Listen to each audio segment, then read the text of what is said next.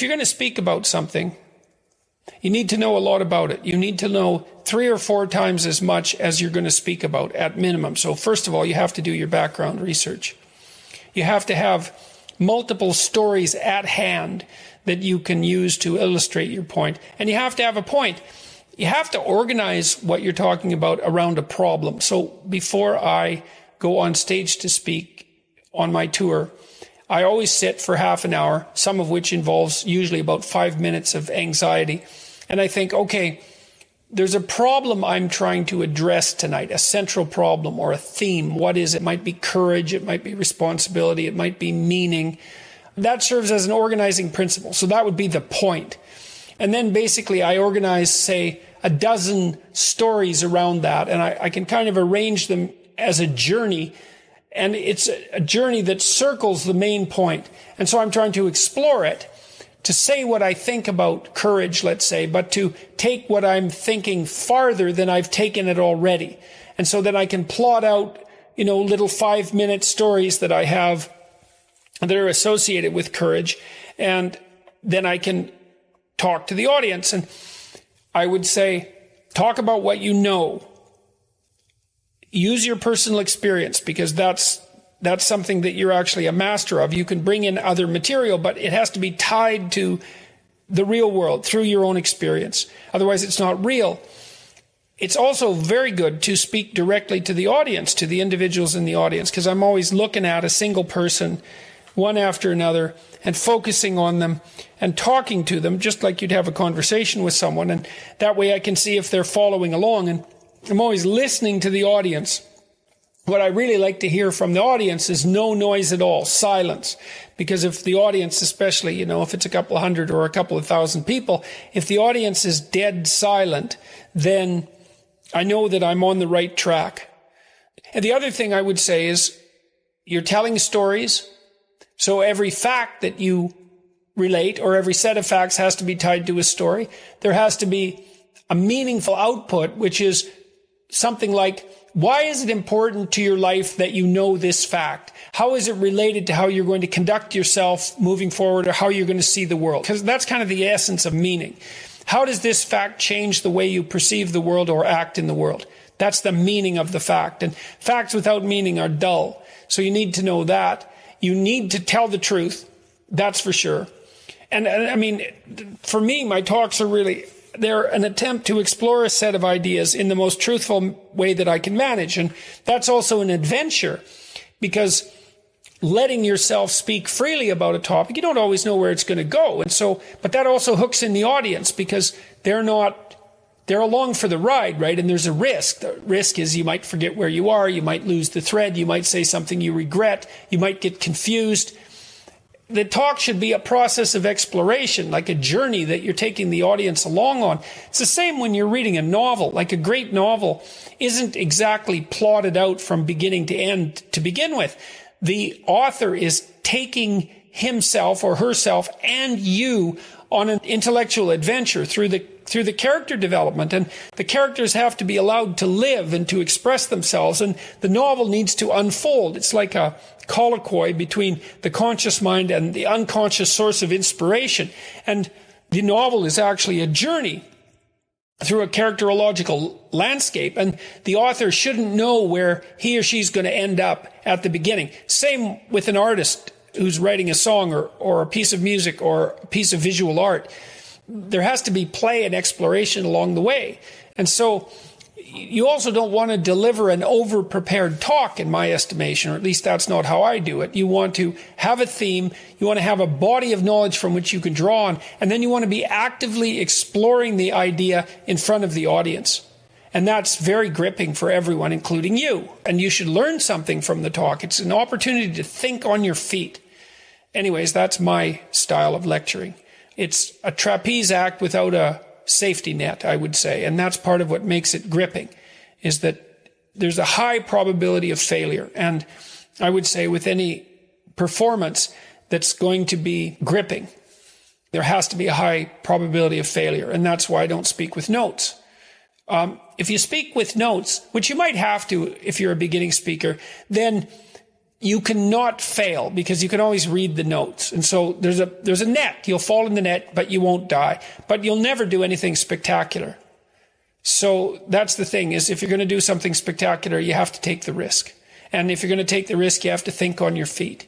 And then you also have to have something to think about. You have to be working on this material. You know, I've been working on the stuff I talk about for 30 years, for tens of thousands of hours. And so I have that reservoir of knowledge, I suppose. And whenever I read something new, I'm slotting it into the knowledge structure that I use to generate my talks. And I'm reading all the time. And lots of the things I read, I forget. They're not relevant to my central mission, whatever that happens to be. Look, something like the delineation of the relationship between responsibility and meaning, and maybe responsibility, meaning, and perception. It's something like that. And so I have a central concern.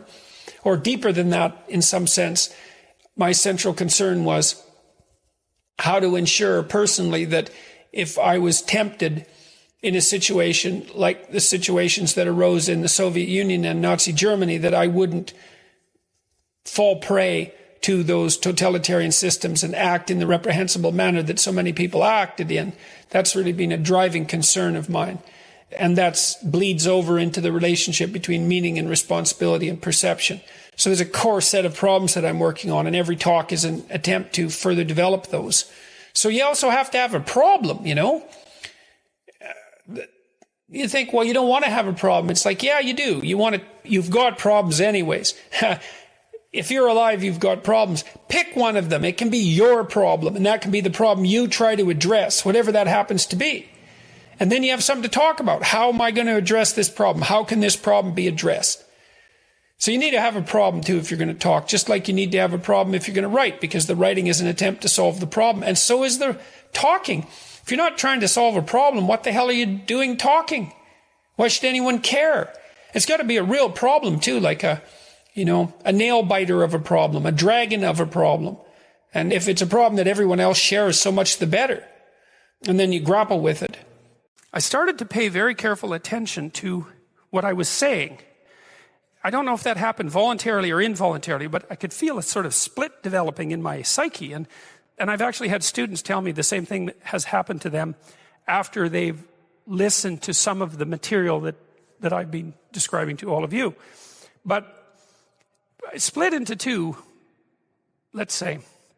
And one part was the old me that was talking a lot, and that liked to argue and that liked ideas. And there was another part that was watching that part, like just with its eyes open and neutrally judging. And the part that was neutrally judging was watching the part that was talking and going, that isn't your idea. You don't really believe that. You don't really know what you're talking about. That isn't true. And I thought, that's really interesting. And that was happening to like 95% of what I was saying. And so then I didn't really know what to do. I thought, okay, this is strange. So maybe I've fragmented, and that's just not a good thing at all. I mean, it wasn't like I was hearing voices or anything like that. I mean, it wasn't like that. Well, people have multiple parts. So then I had this weird conundrum. It was like, well, which of these two things are me? Is it the part that's listening and saying, no, that's rubbish, that's a lie, you're doing that to impress people, you're just trying to win the argument, Was that me, or was the part that was going about my normal verbal business me? And I didn't know, but I decided I would go with the critic. And then what I tried to do, what I learned to do, I think, was to stop saying things that made me weak. I mean, I'm still trying to do that, because I'm always feeling when I talk whether or not the words that I'm saying are either making me align or making me come apart.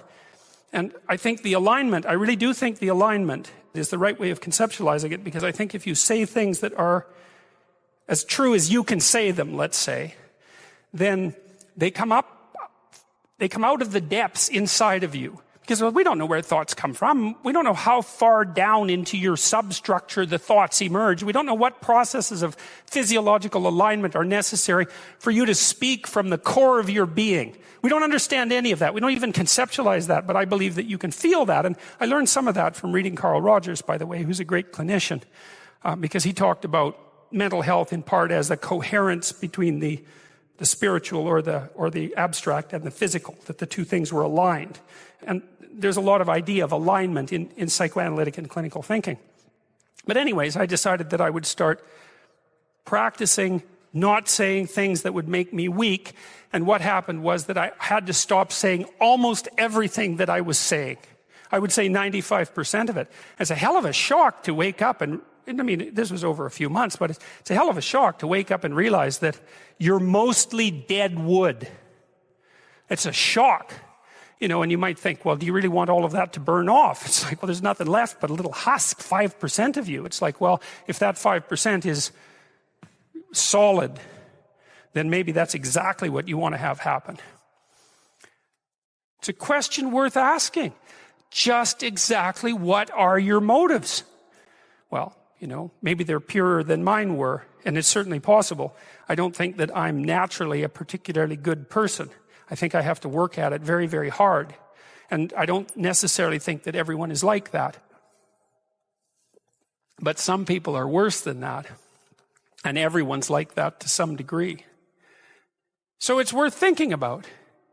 Just how much trouble are you trying to cause?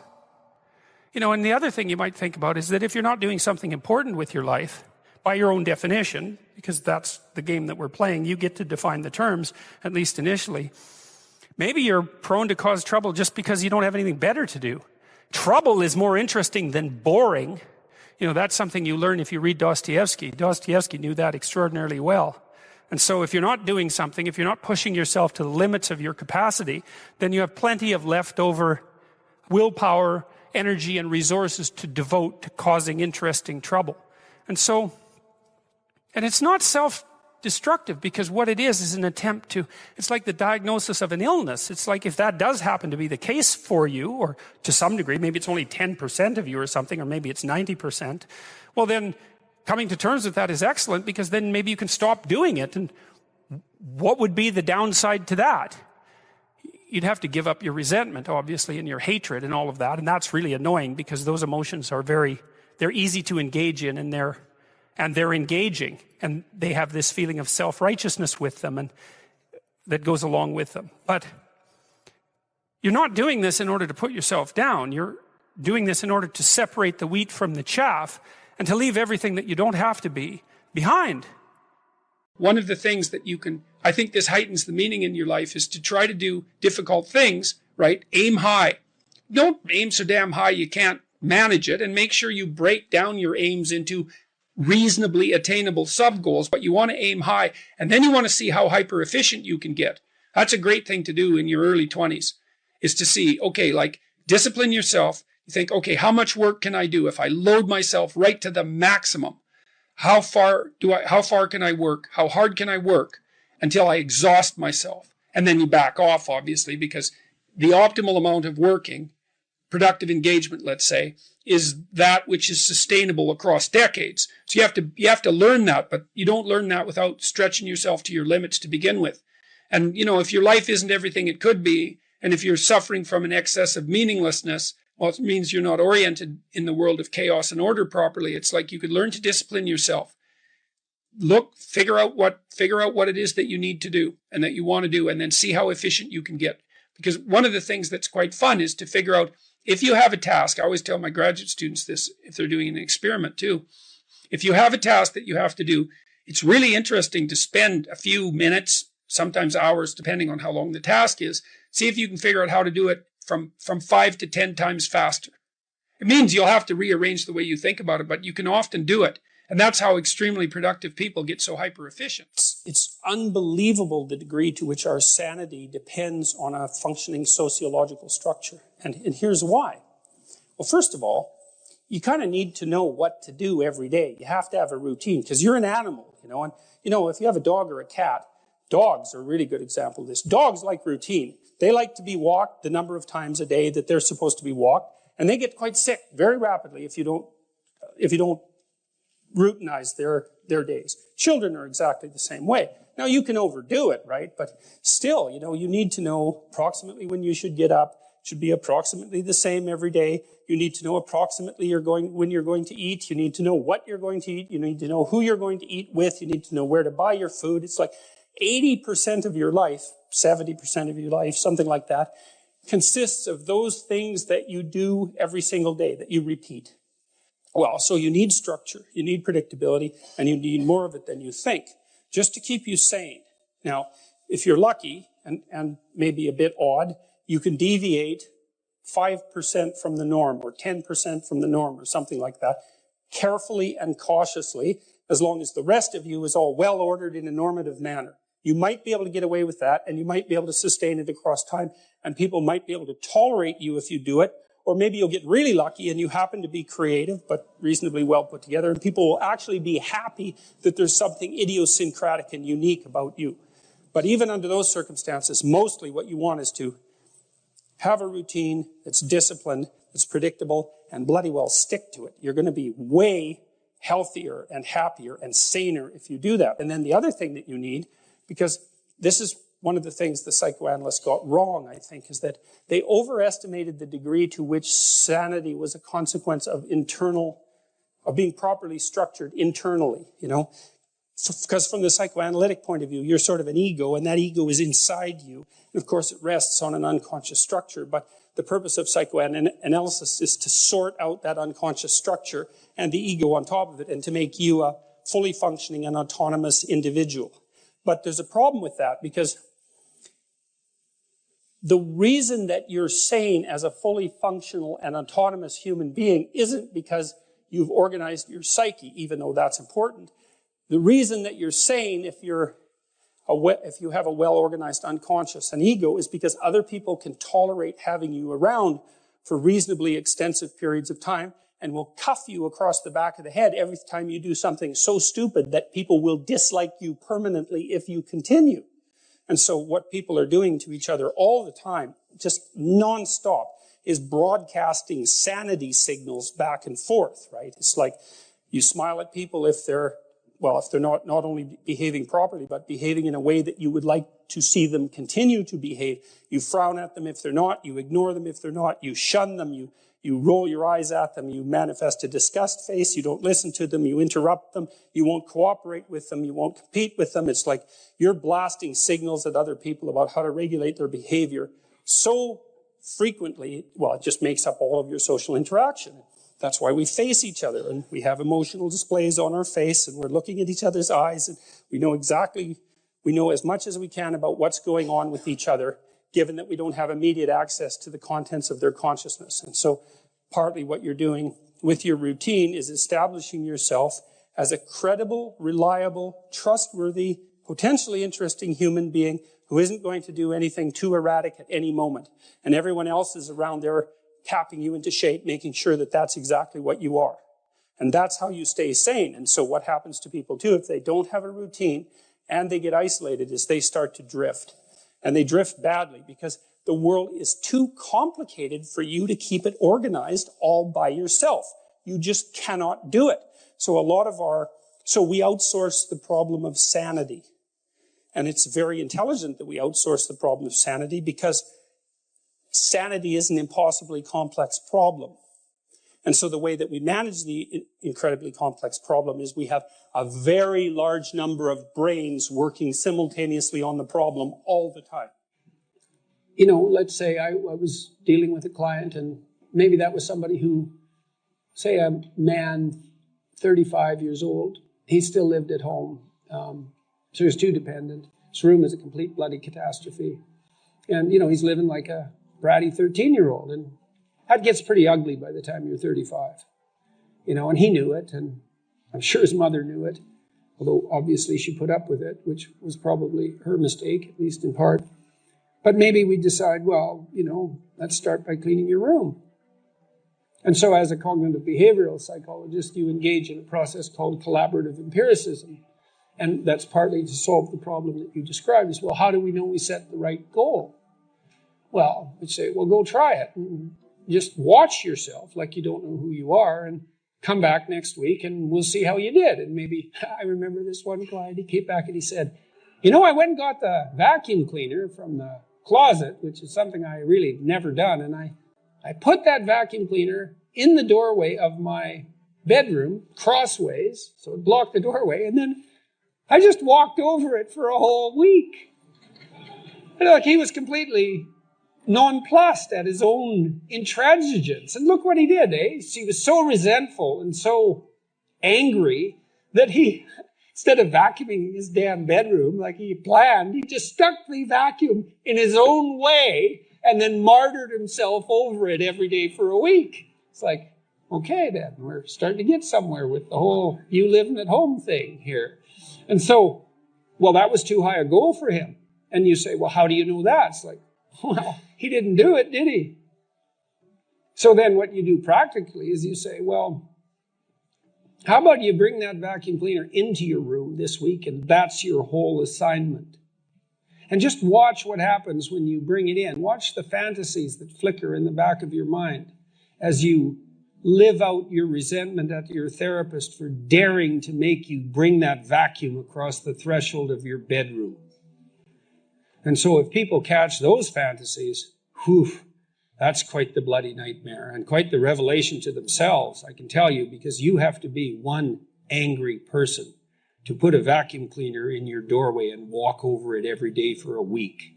And so then we'd get somewhere. It's like, okay, now we're getting to the bottom of things, but maybe the next week he'd come back, well, with the fantasies at hand and rather shocked as a consequence, but the vacuum cleaner was then in his room. And so he broke the threshold there, and then maybe all he could do was sort out a drawer or half a drawer, something like that. So what you do is, you pick a target that you think is probably reasonable, and you can negotiate that with yourself. You cite a tired brain, foggy thinking, as the reason to stop answering questions or giving a talk. How do you combat this while working or writing daily? Well, I eat a big breakfast relatively soon on waking. That really helps. If any of you out there are anxious, and many of you no doubt are, there'll be a large number of you who are anxious and don't eat breakfast. And there'll be a whole bunch of you out there who think, well, I don't eat breakfast. It isn't necessary. It's like, that's wrong. It's necessary. You fasted all night. If you load yourself cognitively or physiologically in the morning, your brain, stressed, will encourage your body to produce insulin. It will take all the blood sugar out of your blood, and then you're done for the day. And then you'll be anxious. And a lot of the rest of you too, you'll find if you're anxious, try this. It's really, really interesting experiment. The next time you're anxious, go eat something. Eat some protein and fat would be best. You could have cheese and crackers. I'm not a big fan of carbohydrates, but whatever. Eat whatever you're willing to eat, but make it solid. Don't eat a peanut butter, or don't eat a chocolate bar or something sweet. Eat something substantial, a piece of meat, a piece of cheese, some peanut butter, something like that. And then wait 10 minutes and see if you're less anxious. And try that for like 2 weeks. Every time you get anxious, eat something. Because then you can find out if your anxiety is linked to low blood sugar. And it's very likely that it is, especially if you also get irritable and foggy in your thinking. And the best way to treat that, as far as I've been able to tell, and there's a decent literature on this, is to make sure that you eat a big breakfast. And you might say, well, I'm not hungry in the morning. It's like, who the hell cares if you're hungry? I didn't say enjoy your breakfast. I said eat it. That's not the same thing. There's lots of things that you need to do that you don't enjoy to begin with. You'll get hungry in 6 months, and then you'll start to enjoy it. So that's a massive difference. I take small naps quite frequently. If I'm wiped out, I'll go have a nap for 10 minutes or 15 minutes. And then that helps quite a lot. I try to wake up on a fairly regular schedule. That's another thing I would really recommend for people whose lives are in disarray and who are anxious. Try to fix your wake time. Going when you sleep, that's not so important. So you can still, stay up late and have fun and all that. But getting up in the morning is really helpful. So, and you also have to figure out how much you can work or write. I can't write for more than about my sustainable maximum for writing is 3 hours a day. And if I push it past that, then, especially if I'm editing, I make mistakes when I'm editing, so that's counterproductive, and I can't sustain it across time. And so I don't really think you can do more than about 3 hours of extremely intense intellectual work a day. Although if you have a nap, you can stretch that, but I think at least I end up paying for it across time. So nap, make sure you eat, and make sure that you get enough sleep. So that's how I combat it. and try to make myself hyper efficient.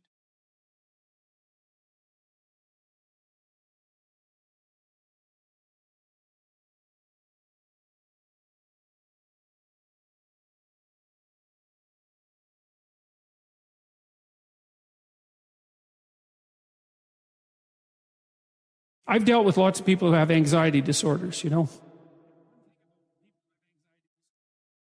And one thing about people who have anxiety disorders is they are not mysterious to me.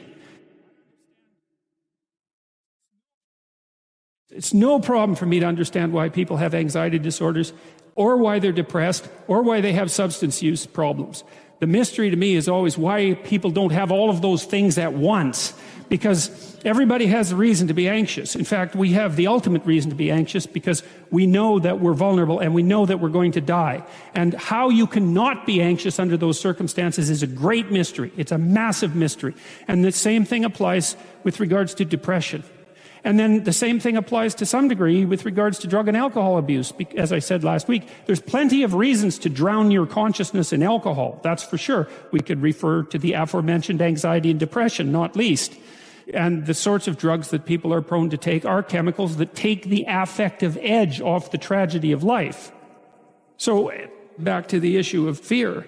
Abraham is self-conscious, that's what this commentary says, but the thing is he moves forward despite that. He's self-conscious and he knows the danger, but he moves forward despite that. And that's actually the appropriate response in the face of actual non-naive understanding of what constitutes life. Like if you're naive and you move forward, it's like, well, what the hell do you know? There's no courage in naivety because you don't know what there is to stop you. You don't know what dangers you might apprehend. But to be aware of what it is that your problem is, so to be alert existentially, let's say, or to be fully self-conscious means that you're perfectly aware of your limitations and how you might be hurt. And then to make the decision to move forward into the unknown and the land of the stranger. Anyways, I would say that's one of the secrets to a good life. And I can say that really without fear of contradiction, I would say, because the clinical literature on this is very, very, very clear. What you do with people who are afraid and to some degree depressed, but certainly anxious, is you lay out what they're anxious about, first of all, in detail. What is it that you're afraid of? What might happen? And then you decompose it into small problems, hypothetically manageable problems, and then you have the person expose themselves to the thing that they're afraid of, and what happens isn't that they get less afraid. That isn't what the clinical literature indicates exactly. What happens instead is they get braver. And that's not the same thing, right? Because if you get less afraid, it's like, well, the world isn't as dangerous as I thought it was, silly me. If you get braver, that's not what happens. What happens is, the damn world's just as dangerous as I thought. Or maybe it's even more dangerous than I thought, but it turns out that there's something in me that responds to taking that on as a voluntary challenge and grows and thrives as a consequence. And there's no doubt about this. Even the psychophysiological findings are quite clear. If you impose a stressor on two groups of people, and on one group the stressor is imposed involuntarily, and on the other group the stressor is picked up voluntarily, the people who pick up the stressor voluntarily use a whole different psychophysiological system to deal with it. They use the system that's associated with approach and challenge, and not the system that's associated with defensive aggression and withdrawal. And the system that is associated with challenge is much more associated with positive emotion and much less associated with negative emotion. It's also much less hard on you because the defensive posturing system, the prey animal system, man, when that thing kicks in, it's all systems are go for you, The pedal's pushed down to the metal and the brakes are on. You're using future resources that you could be storing for future time right now in the present to ready yourself for emergency. So there's nothing simple or trivial at all about the idea of being called to move forthrightly forward into the strange and the unknown. And there's a real adventure that's associated with that, right? So that's an exciting thing, which is part of the reason why people travel. And then also to see yourself as the sort of creature that can do that, is willing to do that on a habitual basis, is also the right kind of tonic for, I hate this word, for your self-esteem. Because the self-esteem has nothing to do with feeling good about yourself. As I already mentioned, there isn't necessarily a reason why a priori you should just feel good about yourself. But if you can view yourself acting in a courageous and forthright manner and encountering the world and trying to improve your lot, and taking risks, in a non-naive way, well, then you have something that you can comfort yourself with at night when you're wondering what the whole damn point is of your futile and miserable life. And that's necessary because it's often the case that you wake up at 4 in the morning, or at least sometimes the case that you wake up at 4 in the morning when things haven't been going that well and wonder just what the hell the point is of your futile and miserable life. You have to have something real to set against that. It can't be just rationalizations about how, you're a valuable person among others, even though that's true. That's not good enough. You need something that's more realistic to set against that. And observing courage in yourself is definitely one of the things that can help you sleep soundly at night when things are destabilized a little bit around you.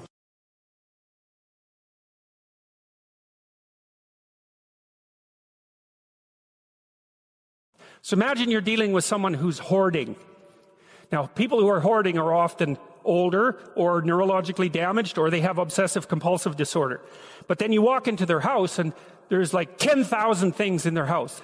There's maybe 100 boxes, and you open up a box, and in the box there's some pens and some old passports and some checks and their collection of silver dollars and some hypodermic needles and some dust and, a dead mouse. And there's boxes and boxes and boxes like that in the house. It's absolute chaos in there.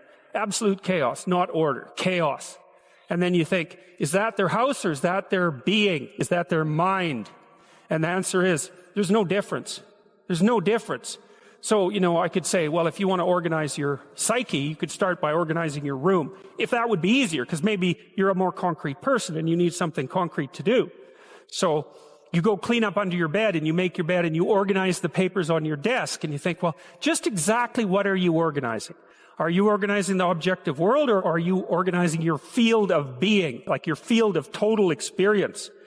And Jung believed that, and I think there's a Buddhist doctrine that's sort of nested in there, that at the highest level of psychological integration, there's no difference between you and what you experience.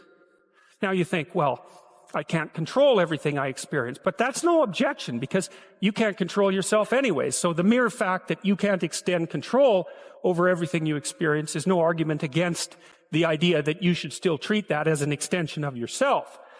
Well, let's say you have a long-standing feud with your brother. Well, is that a psychological problem? Is that him? Is it a problem in the objective world, or is it a problem in your field of being? And it's very useful to think that way, because you might ask, what could you do to improve yourself?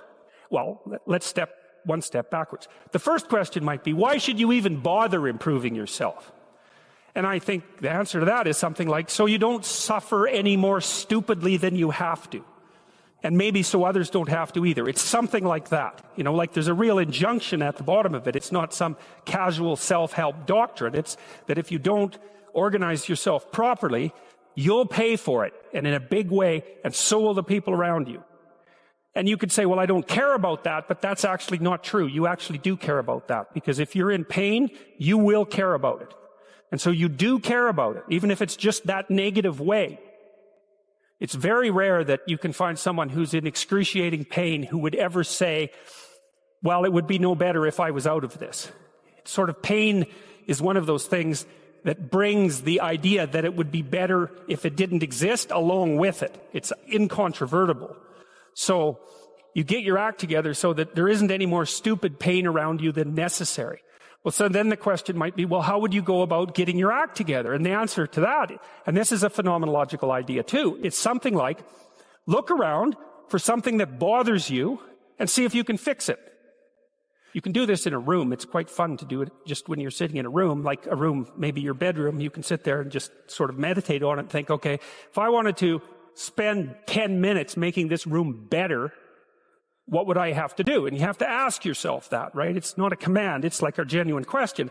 And things will pop out in the room that there's a stack of papers over there that's kind of bugging you, and you know that maybe little order there would be a good thing. And, there's some rubbish behind your computer monitor that you haven't attended to for like 6 months, and the room would be slightly better if it was a little less dusty and the cables weren't all tangled up the same way. And if you allow yourself just to consider the expanse in which you exist at that moment, there'll be all sorts of things that'll pop out in it that you could just fix. And, I might say, well, if you were coming to see me for psychotherapy, this easiest thing for us to do first would just be to get you to organize your room. You think, well, is that psychotherapy? And the answer is, well, it depends on how you conceive the limits of your being. And I would say, start where you can start. You know, if something announces itself to you, which is a strange way of thinking about it, as in need of repair, that you could repair, then, hey, fix it. You fix 100 things like that, your life will be a lot different. Now, I often tell people, too, fix the things you repeat every day, because people tend to think of those as trivial, right? You get up, you brush your teeth, you have your breakfast, you know, you have your routines that you go through every day. Well, those probably constitute 50% of your life. And people think, well, they're mundane, I don't need to pay attention to them. It's like, no, that's exactly wrong. The things you do every day, those are the most important things you do.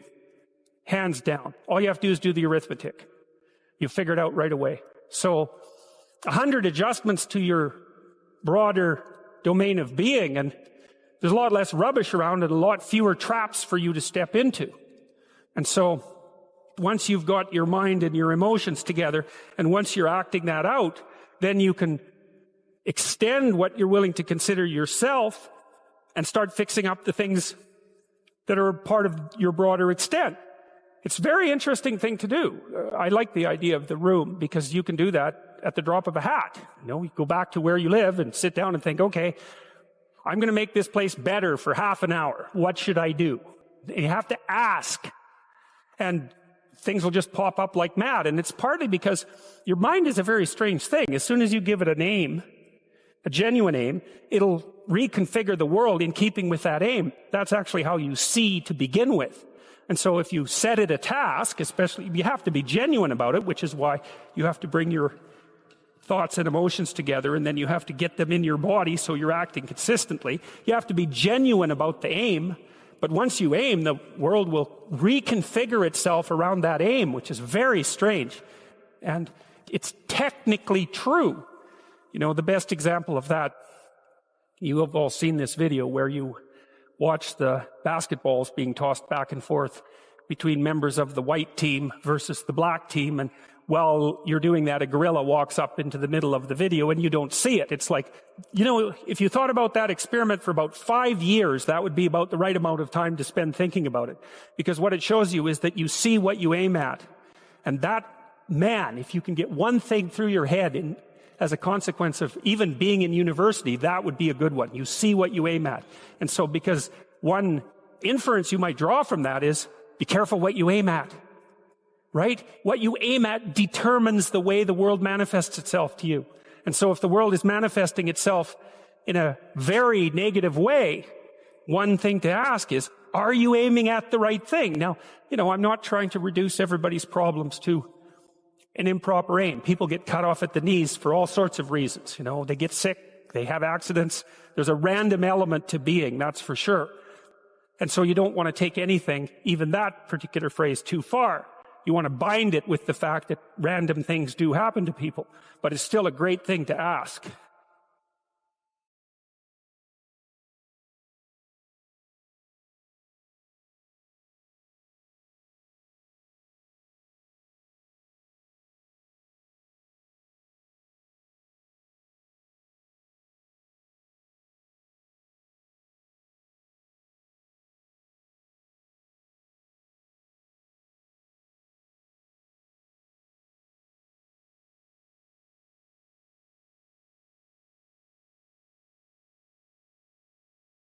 I've talked to lots of business people about leadership, and there's a literature on leadership, but it's not a good literature. It's pretty shallow. Partly because it's not that easy to define leadership, and partly because there are different, you know, people have different temperaments, and different temperaments can be leaders. They just do it in different ways. Now, there's something in common about being a leader, though, and I would say one is that if you're an actual leader, you actually know where you're going, right? Because what are you going to do? Lead people in circles? It's like maybe they'll follow you, but you're not a leader. You're just a charlatan. So you have to know where you're going. And then you have to be able to communicate that. And then people have to trust you. So you actually have to be honest because people aren't that stupid, at least not for a long period of time. And then where you're going has to have some value because otherwise, why would anyone want to go along with you?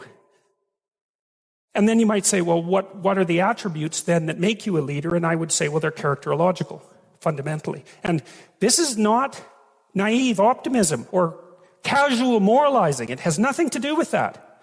We know, for example, that conscientiousness, the personality trait, is a good predictor of long-term success in most occupations, not all, but most, and that one of the things that's associated with conscientiousness is that people keep their word, they're trustworthy. And that's certainly one element of a leader, especially across any reasonable amount of time. You have to be able to trust the person. They can even be harsh, right? It doesn't matter, because you can see harsh leaders and kind leaders. But as long as they do what they say they will do, then you can follow them, and you know that the future payoff is secure, something like that. So the idea that characterological development is more important to leadership than being a firstborn, that's a very crucial psychological realization, that it's characterological development that makes you favored of God. And I do think we've forgotten this in many ways, because there isn't a lot of emphasis in our education system on characterological development. And that's very, very surprising to me. I think maybe it's partly because in our fractured society, we can't agree on what constitutes a reasonable characterological goal. So we just throw up our hands and don't educate our kids to any degree at all, especially in schools, about what an admirable person is like, or even let them know that, well, maybe you should actually try to be one, that that's actually the most important possible thing that you could learn, right?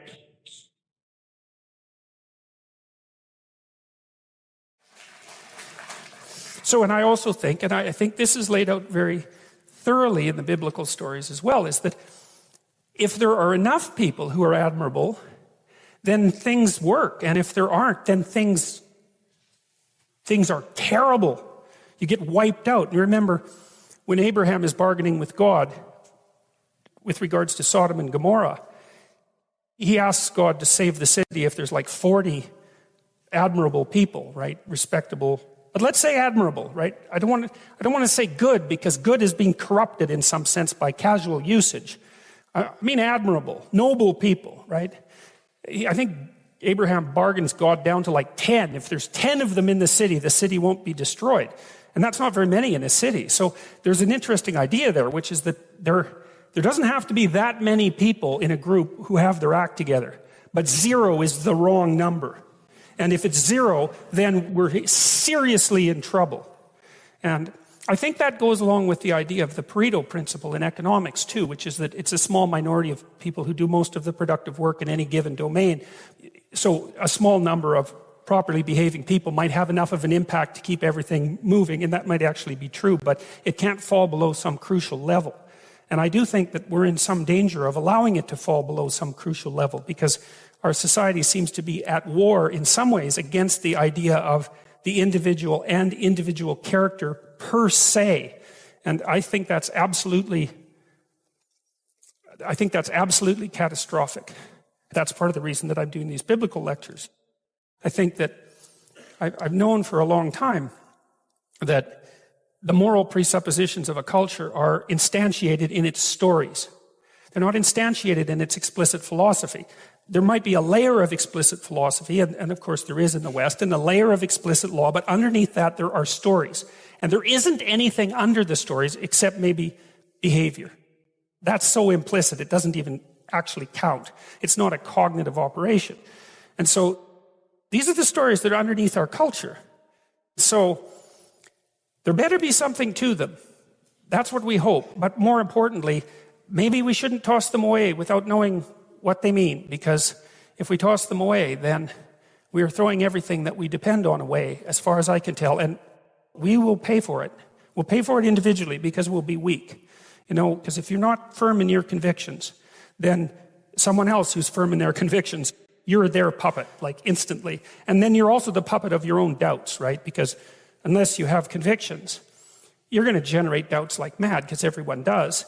And then the doubts will win, and you'll be paralyzed, because there'll be, 50% of you moving forward and 50% of you frozen stiff, and that'll be enough just to lodge you in place. You have to say, I'm going to act as if being is good. I'm going to act as if truth is the pathway to enlightenment. I'm going to act as if I should pursue the deepest meaning possible in my life. And there's reasons to do none of those.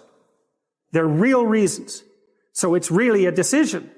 But you can't find out what the consequence of the decision is unless you make the decision. You know, I have done my best with every single thing I've talked to you guys about. I have done my best to do what Dostoevsky does in his novels, which is I make a proposition and then I spend months or years trying to figure out if I can take the bloody thing apart, if there's something wrong with it, because I want to find out. I want to hit it with a hammer and see if it breaks. And what I've been trying to do is to tell you all the things that I've gathered, let's say, or laid out or articulated or discovered over the last 30 years that I have not been able to break with the biggest hammer that I could take to them.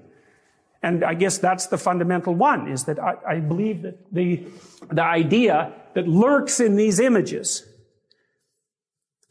derived from very different cultures,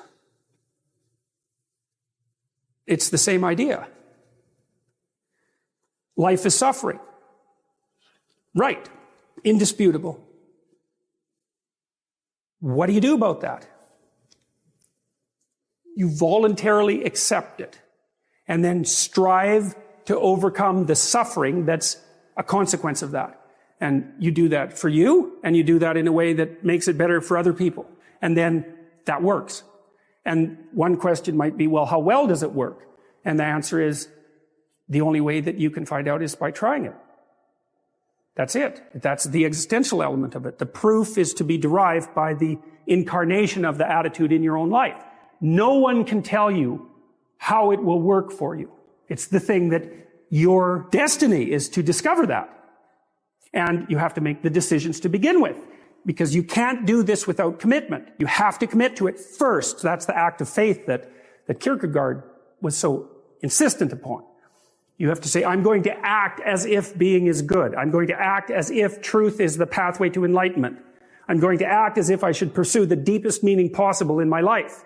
And there's reasons to do none of those. They're real reasons. So it's really a decision. But you can't find out what the consequence of the decision is unless you make the decision. I think the same thing happens when you get married, by the way. If you think you might leave, you're not married. And then you think, well, the marriage didn't succeed. It's like, well, maybe you were never married. Because the rule is, you don't get to leave.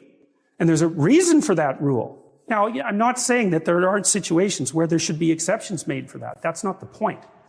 The point is that there's some games you don't get to play unless you're all in.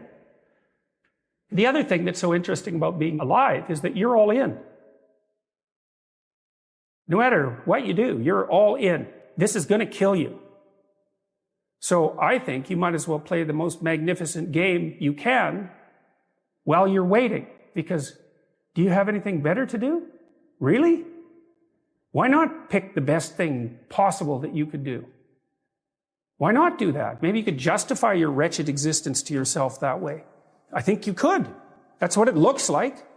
You know, people find such meaning in the responsibilities they adopt. It stops making them ask questions about what life is for. If you have a newborn child, for example, like unless you're really in a bad way, psychotically depressed, or maybe your personality really needs some retooling, you stop thinking about anything but ensuring that that baby is doing well. And if someone comes along and asks you an existential question about your commitment to that, the right response is, why are you asking me such stupid questions when this is manifesting itself right in front of your eyes? Like, how blind can you be? That isn't a time for questions about the meaning of life. The answer is right in front of you. And if you can't see it, it's not because life has no meaning. It's because you're blind. I mean, that's what the image of the Virgin Mother and the child is all about. It's like, what's the answer to the meaning of life? Here's an answer. It's like, well, I'm going to criticize that. Well, go right ahead. You're like a termite gnawing on a temple. There's no utility in that sort of criticism. It's blindness. And it's the same thing with regards to the path of the hero. It glistens in front of you, and you can criticize it. It's like, fine. Put the cart before the horse and see how far you get. You need an ideal because you have nothing to aim at, but an ideal is a judge, and you always fall short of the ideal. So how the hell can you have the benefits of having an ideal without having the crushing blow that goes along with having the judge that always regards you as insufficient? So I was trying to work that out in the chapter, and this is something I've had to work out a lot as a clinical psychologist. It's like, well, let's say you need a goal, but we don't want to let your distance from the goal crush you. So you got to set up a goal, and then you got to break the goal down into parts so that you can move towards it and you have a fairly high likelihood of doing it. So that's a bit of practical, I wouldn't say advice, it's because it's better than advice. It's some practical knowledge about how to go about achieving an aim. Set a high aim, but differentiate it down so you know what the next step is, and then make the next step difficult enough so you have to push yourself past where you are, but also provide yourself with a reasonable probability of success. It's also what you do with children, right? You want to push them because they need to grow up and be more than they are, right? But you don't want to crush them with constant failure. So what you do is aim high and make the goal difficult but proximal. So that's one way of looking at it. But then the next thing is, I've had clients, many clients in their 30s, who are trying to, this is more true with women, I would say. A lot of women who are very high achieving and who established their career goals at 30 and then want to differentiate out their life. They want to have a husband, they want to have a family, they're trying to figure out how to do that. And one of the things I've noticed that around 30, you really have to stop comparing yourself in some ways to other people. And the reason for that is that the particularities of your life are so idiosyncratic that there isn't anyone really all that much like you, because the details of your life happen to matter. And so maybe you compare yourself to some rock star or something like that, and the person's rich and famous and glamorous and all that, but they're alcoholic and they use too much cocaine and they've had 3 divorces, and it's like, how the hell do you make sense out of that? Is that someone that you should judge yourself harshly against or not? The answer is you don't know, because you don't know all the details of their lives. And who do you know that you can compare yourself to? That's easy. You. Yesterday. So here's a good goal. It's something like, well, aim high. And I really mean that. It's like, and we'll talk about that a little bit too. Aim high, but use as your control yourself. It's like, so your goal is to make today some tiny increment better than yesterday. And you can use better, you can define better yourself. This doesn't have to be some imposition of external morality. You know where you're weak and insufficient, where you could improve. You think, okay, well, this is what I'm like yesterday. If I did this little thing, things would be just an increment better. And, well, that's a great thing, because you get the ball rolling, and incremental improvement is unstoppable. You can actually implement it, and it starts to generate Pareto distribution-like consequences. It starts to compound. And I've seen that happen in people's lives over and over. Well, people write me all the time and tell me that they're doing that, but I've seen that happen in people's lives continually. They make a goal that, the goal should be, how could I conceive of my life so that if I had that life, it would clearly be worth living, so I wouldn't have to be bitter, resentful, deceitful, arrogant, and vengeful. Like, that's sort of the bottom line, right? Because that's what endless failure does to you. It's not good.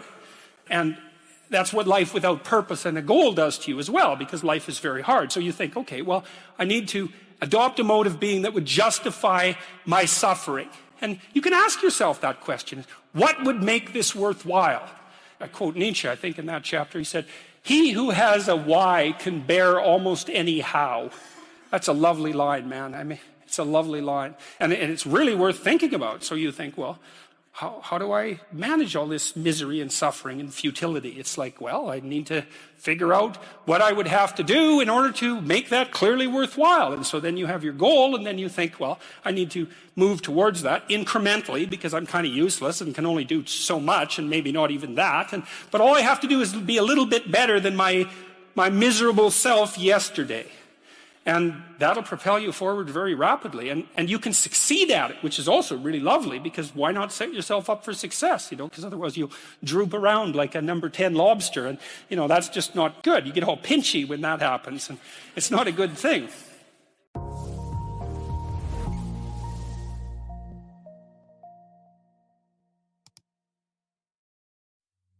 There's this old idea that you go into the abyss.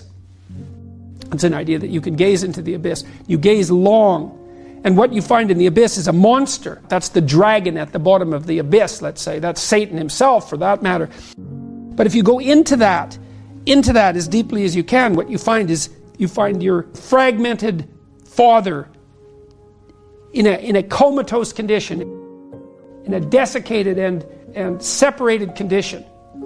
And then you revivify that. Well, what does that mean? It means something. It means that if you look in the darkness, you find the light. That's one thing it means.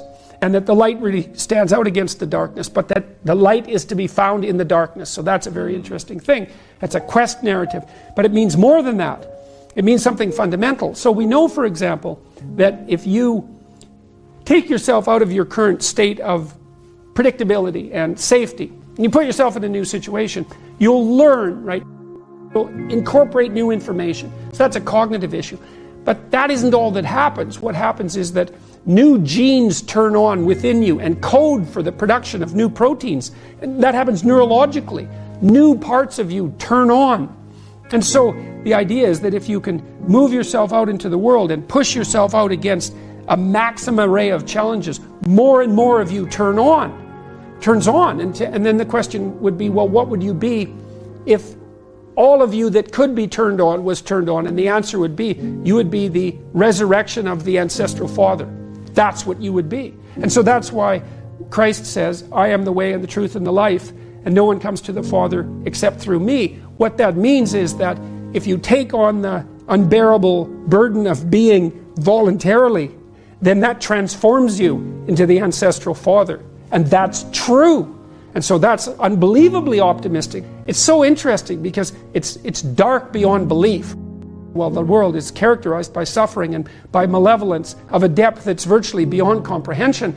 But if you choose to comprehend that, what you discover in that is the light that destroys the darkness. And that's really something to discover.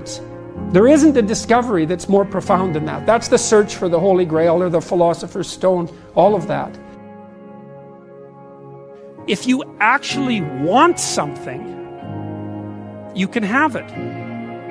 Now the question then would be, well, what do you mean by actually want? And the answer is that you reorient your life in every possible way to make the probability that that will occur as certain as possible. And that's a sacrificial idea, right? It's like, you don't get everything. Obviously. But maybe you can have what you need. And maybe all you have to do to get it is ask. But asking isn't a whim or today's wish. It's like, you have to be deadly serious about it. You have to think, okay, like I'm taking stock of myself. And if I was going to live properly in the world and I was going to set myself up such that being would justify itself in my estimation, and I don't mean as a harsh judge, exactly what is it that I would aim at? You could try this. This is a form of prayer, knocking. Sit on your bed one day and ask yourself, what remarkably stupid things am I doing on a regular basis to absolutely screw up my life? And if you actually ask that question, but you have to want to know the answer, right? Because that's actually what asking the question means. It doesn't mean just mouthing the words. It means you have to decide that you want to know. You'll figure that's out so fast it'll make your hair curl. You're perfectly capable of thinking. God only knows how. You're perfectly capable of immense feats of imagination and dream and fantasy. It's God only knows how you do all of that. What would happen if you consulted yourself about the best possible outcome for you? You might get an answer. In order for us to set things right, we have to understand that we have to take on that burden of ultimate responsibility. Not only as if it's ours, which it is, but as if there isn't anything better that we could do. And you have an ethical obligation to lift the heaviest load you can possibly conceive of. And that's the primary call to adventure in life. You need a meaning in your life to forestall the suffering and to make you strong enough to resist malevolence. Where's the meaning to be found? Rights, impulsive pleasure, and happiness? No. Responsibility? Oh, who would have guessed that? It's not part of the narrative. What makes life worth living is to pick up, take its catastrophe and embrace it and carry it, and to realize through that process who you are. When I talk to audiences about the relationship between responsibility and meaning, they inevitably go dead silent. There's not a rustle, there's not a cough. It's like, is that the secret? Is that the secret? Is that it's the voluntary adoption of responsibility? It's like, well, that's the central message of the West. It's like to pick up your cross and bear it. you know, and everyone's been told that, but they don't know what it means because it's not been articulated enough so that it becomes something that's practical. It's like, yes, look at the terrible responsibilities you have right in front of you. Your family is hurting, you're in trouble, there's problems in the world. It's like all of that's right there, and all you have to do is take responsibility for it, and then you've got what you need. It's something so magnificent that happiness pales in comparison. And so it's thin gruel happiness, and young people know that. They're pursuing hedonistic pleasure, and you know, no wonder. But there's nothing in it that's sustaining, and all it does is make you cynical. It's like, is that all there is? Another one-night stand, another binge party, you know. And it's not like I have anything in principle, against some of that exuberant, youthful hedonism.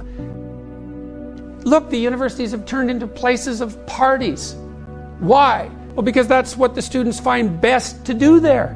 Well, that's not good. What you want to offer them is a reason to not party.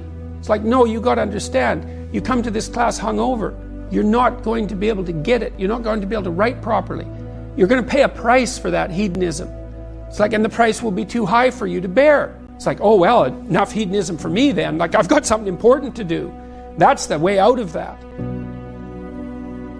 Before you can be a painter who can paint what's beyond mere memory, you have to inculcate that discipline, skill, and a lot of that is painful repetition and hard grinding work. It's the sacrifice of the present for the future.